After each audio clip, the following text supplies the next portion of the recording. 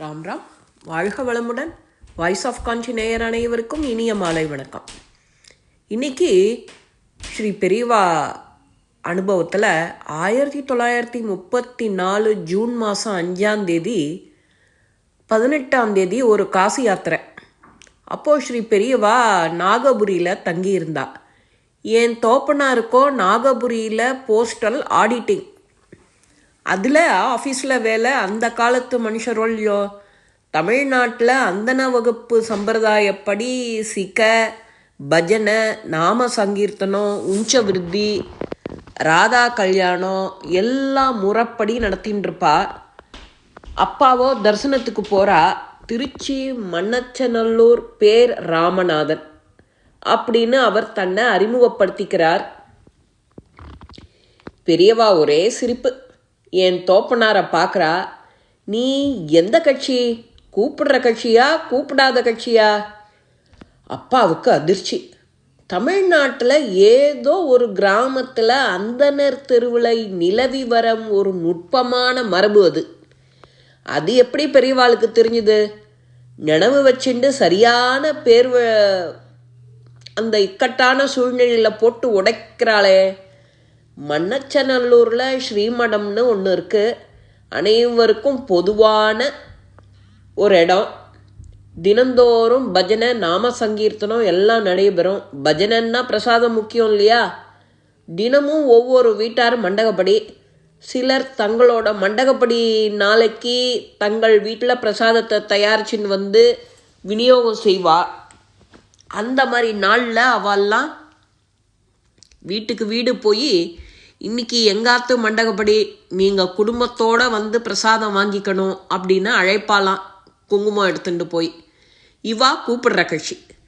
இன்னொரு சாரார், இது என்ன எங்கள் வீட்டு கல்யாணமா, தினம் பஜனை நடக்கிறது, ராம மடம் பொது சொத்து, தாங்களாகவே வந்து பிரசாதம் வாங்கிக்க வேண்டியது தானே, இதுக்கு என்ன ஒரு தனியாக அழைப்பு அப்படின்னு யாரையும் கூப்பிட மாட்டாளாம். இவா கூப்பிடாத கட்சி. நாங்கள் கூப்பிடுற கட்சி. வீடு வீடாக போவோம். பெரியவா ஆசீர்வாதம் செஞ்சு பிரசாதம் கொடுப்பா. பல ஆண்டுகளுக்கு பின்னாடி என்னோட தந்தை சொன்ன தகவல் இது. இதுதான் கூப்பிடுற கட்சி கூப்பிடாத கட்சிங்கிறதுக்கு ஒரு அர்த்தம். இந்த தகவலை ஸ்ரீ பெரியவா அழகாக வச்சுண்டு ஞாபகம் வச்சுண்டு அன்றைக்கி அவரை என் அப்பா கிட்ட இப்படி கேட்டதும் நாங்கள் அப்படியே ஆடி போயிட்டோம். இந்த மாதிரி ஒரு பஜனை சம்பிரதாயமெல்லாம் அந்த காலத்தை இருந்திருக்கு.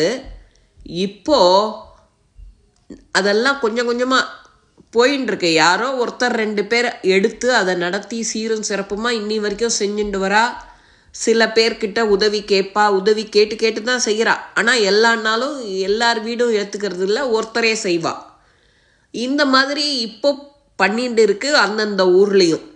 அதில் இன்ட்ரெஸ்ட் இருக்கிறோம். ஃபஸ்ட்டு அபார கருணா சிந்தும் ஞானதம் சாந்த ரூபினம் ஸ்ரீ சந்திரசேகர குரு பிரணமாமி முத்தான்மகம். இந்த தகவல் ஸ்ரீ பெரியவாளுக்கு எவ்வளவு அழகாக அது புரிஞ்சு ஞாபகமாக கேட்டு இன்ப அதிர்ச்சியில் ஆழ்த்தியிருக்காவா குடும்பத்தை. இந்த மாதிரி தான் நாமளும் நாம் நினச்சிட்டு இருக்கோம் நாம் பண்ணுறது யாருக்கும் தெரியாதுன்னு. அப்போவே வீட்டுக்கு வீடு தெருவுக்கு தெரு கேமரா வச்சுருக்கா.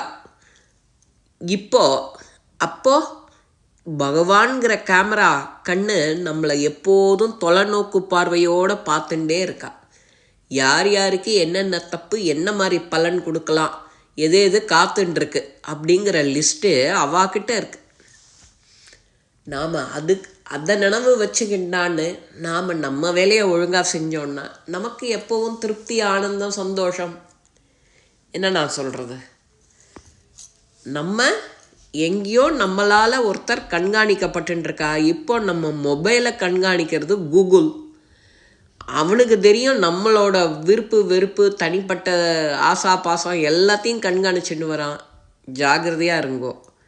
இந்த பதிவு உங்கள் எல்லாருக்குமே பிடிச்சிருக்கோம். லைக் பண்ணுங்க, ஷேர் பண்ணுங்க, பெல் பட்டனை கிளிக் பண்ணுங்க, சப்ஸ்கிரைப் பண்ணுங்க, கமெண்ட்ஸ் பாக்ஸில் கமெண்ட்ஸ் போடுங்க. ஸ்ரீ மகாபெரிவா திருவடிகளே சரணம். நல்லதே நடக்கும். ஆனந்தமாக இருப்போம் நண்பர்களே. வாழ்க வளமுடன்.